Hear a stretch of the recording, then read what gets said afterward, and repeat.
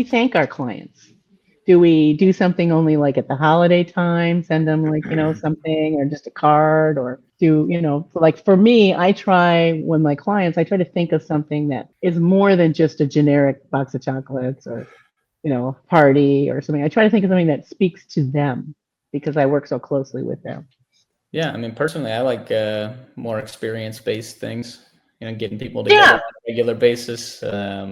My wife's in real estate. She takes care of her clients with gifts at closings and things like that. Right, right. So I think it's a good mix between, like a personalized gift, but also just spending time with people and just making them feel included as part of a kind of a community, a small little community.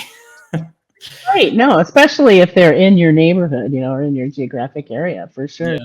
Yeah, I've had things where some of the nonprofits that I work with will have like a 5K run or something like that, or some sort of, fundraiser where I'll invite them to join. I don't want them to, have to give money or anything, but just to help with the day and, maybe give them something special, like, the obligatory T-shirt or whatever, So I'll pay Yeah, for no, that. I work for like a wealth strategies company, pretty much financial planning, right out of college as an intern.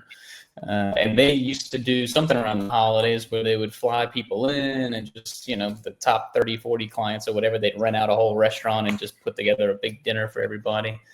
So I Wow. think that's more my speed, just more taking care of Mm-hmm. people in that way and getting everybody together. And A from there, you can client, just make connections as well with people. a Yeah, client, absolutely. a client appreciation event. Is that? Yes. Yeah. Yeah, yeah.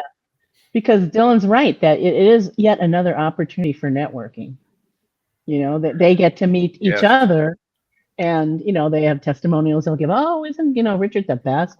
And they'll say, what do you do for a living? And so a lot of my clients, I refer back to each other. Like I have a lot of clients in the trade, in construction and stuff, but then I have others that are in completely different businesses. And so Yeah. I've introduced them and they've done business together and it's been great.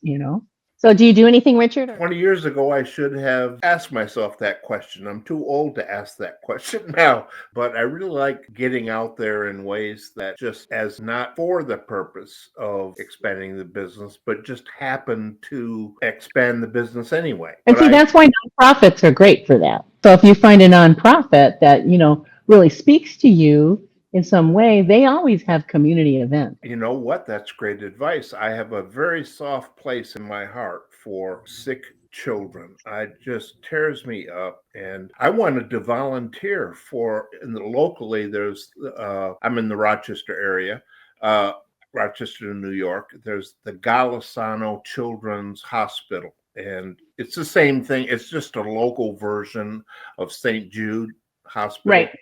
I actually wanted to volunteer as part of my retirement because Mm-hmm.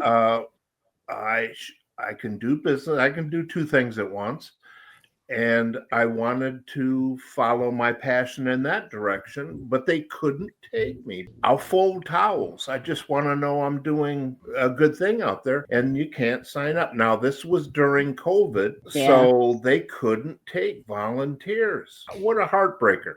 I went to all kinds of lengths and drove all around Rochester going and seeing how I could get in the door to volunteer my time to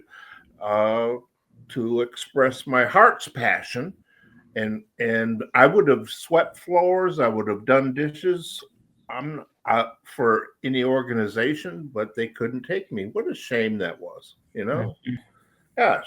Sure. Well, hospitals will have an auxiliary group that, frequently do things that are, part from the hospital. But then also there's an organization called Volunteers of America.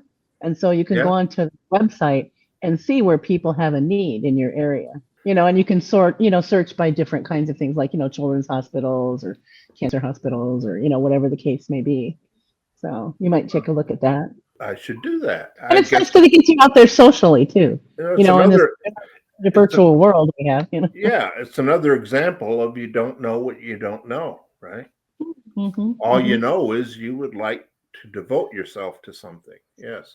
Right, right. Because business owner they want to work with people that they trust and, feel comfortable with.